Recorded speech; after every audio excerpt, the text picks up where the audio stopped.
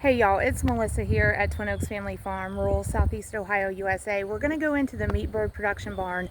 One of the things that we do here is specialize in starting, growing, and finishing Cornish Rock Cross meat chickens specifically for meat production. These are meat birds. They are highly specialized through selective breeding for the purpose of meat production, and that really is the only reason to raise them. They aren't great for pets, they aren't great for starting a breeding program, and they aren't great for egg production. So if you have any questions about why not, feel free to put those in the comments. But what we're going to focus on today is that these are not normal chickens. Plus, we get to see them at exactly 35 days old, and I'll tell you why that is of significance to us here at Twin Oaks Family Farm. So we're going to go ahead, walk down here toward the meat bird production barn. You'll have to give me a few moments to get the door open. If you are used to typical chickens, like chickens for egg production, then these chickens look and act really different from that, and the whole goal with them is totally different. So we want to keep that in mind as we're looking at them, because when folks compare them to egg production chickens, they're like, that's not a normal chicken. And so that's why I want to do this video. We totally own that. They are not normal chickens, but we still love to raise them because they are top notch for poultry production. If you want homegrown top quality poultry, Cornish Rock Cross meat chickens is where it is at. So hold on just a moment. We are here at the barn. So we'll be looking at a flock of 425 Cornish Rock Cross meat chickens that are 35 days old. Just have a few minutes to take a look at the flock.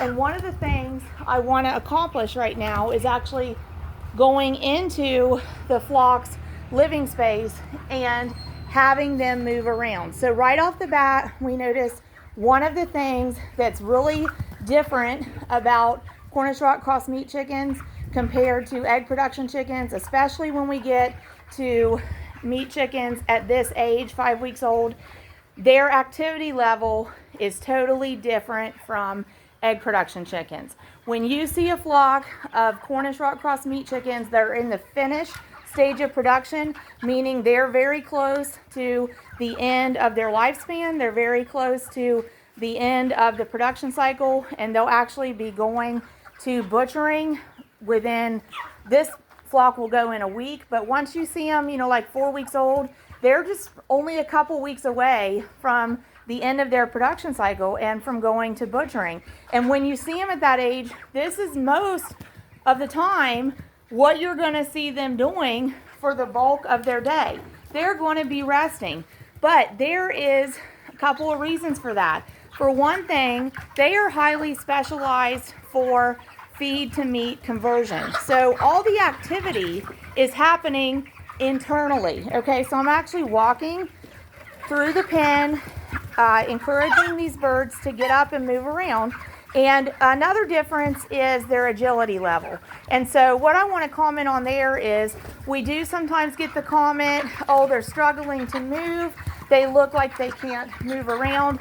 When actually, if you see them in person, what I'm thinking isn't coming through in recording them is that for the most part, for birds that are meat birds like these that are thriving, they're really not struggling to move. It's just that when you consider form to function, they have to move differently than a typical lighter bodied chicken, the kinds of chickens that most of us are used to seeing. So I will concede that their movement is awkward. It's very awkward. And that has everything to do with form to function. Think of center of gravity. Think of balance. And I'll explain on that here in just a moment. But they really are, in real life, it's more that they're awkward than that they're struggling. So with meat birds that are thriving, like these are, they actually can move fairly well when you take into consideration form to function and the points of center of gravity and balance. But they do look awkward, and that is because of that internal activity that I mentioned. Their highly specialized through selective breeding to convert feed to meat. So that leads to rapid growth at all stages of their growth pattern, and it leads to distribution of the meat heavily into the chicken breast, into the thighs, and into the drumsticks. But so much so into the chicken breast that it actually changes their center of gravity and their point of balance. So when they move, they have to compensate for their increased body weight in the chicken breast area in particular. Also, their legs are thicker than egg production chickens typically, and they're shorter in stature. So they have all of that to compensate for in form to function as they move. Also, want to mention, talking about their movement, stocking density, which is the amount of birds relative to how much space they have, tends to be managed differently for meat production birds than it does for egg production birds. In other words, we wouldn't have this amount of egg production birds in this same amount of space. And actually, these birds are not overcrowded. Yes, they're more or less filling their living space, but keep in mind, they are intended to be kept in production for 6 weeks, and they are 5 weeks old. And so the space is actually sized to fit them kind of perfectly at 6 weeks. So what that means is by 6 weeks, this space is sized so that this amount of birds will actually fill the floor space when they spread out evenly throughout the floor space. And then, as I mentioned with this group, they're only a week left in production. So on their last day of production, they'll actually be loaded into transport crates. They're loaded live, hauled safely in transport crates to the processor, and there they'll be butchered and processed into wholesome and nutritious poultry. Okay, so they are top shelf for meat production. The main ways that they're different from the chickens we're accustomed to for egg production is growth pattern and activity level, and consequently we see and perceive a difference in their agility, and we perceive a difference in their posture. But that all has to do with the purpose of them being specialized for meat production, and has to do with how that impacts form to function as they grow. So really a lot more could be said on this topic, but that's kind of just a general idea of what makes these different, and there's actually purpose in that. Now, I did mention seeing this flock at 5 weeks old has significance for us. So here at our place, we want to raise meat birds from start to finish in about 6 weeks. We would really like to get to where we're raising them in 5 weeks. And so if you followed our channel any amount of time, here in the summer of 2024, we did have a flock that we scheduled production for that was exactly 5 weeks old when they went to the processor. And they actually turned out to be a light flock. And really, we would have liked maybe that particular flock to be a week older. But now this is an example, this flock is an example of why we really believe in our production system we could have chickens, Cornish Rock Cross meat chickens, ready to go in 5 weeks, because this is a good size. I would be satisfied as a poultry producer taking this flock of chickens to the processor today at 5 weeks old. They've attained a finished size that we would be really happy with. So actually, for us, like looking at this flock and outlook for another week, we know that we've got to keep them healthy and thriving for another week. Yet they've attained the size that would be satisfactory for meat production today at 5 weeks. So that's where, as producers, when we've talked about what we want to accomplish with meat chickens, is maximize growth potential and minimize flock loss. This is what we're talking about.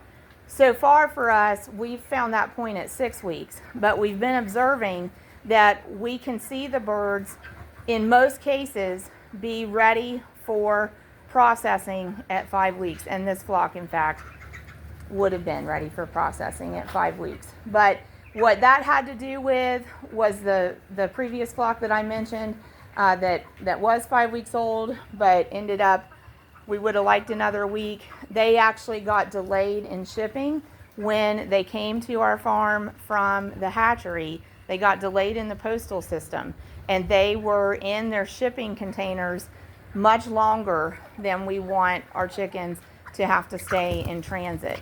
So ideally, when our chicks are hatchlings and they come from the hatchery, we want that whole process to happen in 7 or 8 hours from where they leave the hatchery and they're unloaded here. We want that to be like a 7 or 8 hour span. That particular flock was in transit and delayed for probably about 30 hours time from when they left the hatchery to when they were on farm. So it affected them, and we saw it express by affecting their appetite. And so that's another difference with these birds. They have a heavy appetite. So if you're used to egg production chickens, this is another way that these chickens will seem not normal. They have such a heavy appetite. So maybe we can do another video on this topic another time. Just wanted to hit some of the highlights. These Cornish Rock Cross meat chickens frequently get criticism for not being normal chickens, implying that they're abnormal and atypical, implying that there's something wrong with them. But in fact, when we remember not to compare them to egg production chickens, because really they're very, very different, when we remember that, we can recognize really what are the normal traits of this kind of chicken, of meat chickens, and we can see that for the goal of meat production, this type of chicken is excellent, and we can see that there are traits that are typical and normal for these specialized meat chickens that are very different from the egg production chickens that most of us are accustomed to and think of as normal chickens. So, form to function, their size, center of gravity, point of balance, as they get bigger toward the end of production does impact their gait, their posture, how they move also impacts their activity level, but they really are selectively bred to have heavy appetite, rapid growth, and to not have a drive for busy activity. And all of that goes into putting all of their energy into the rapid growth. And really, you think of any life form in a life stage of rapid growth, what's an integral part of growth? Rest.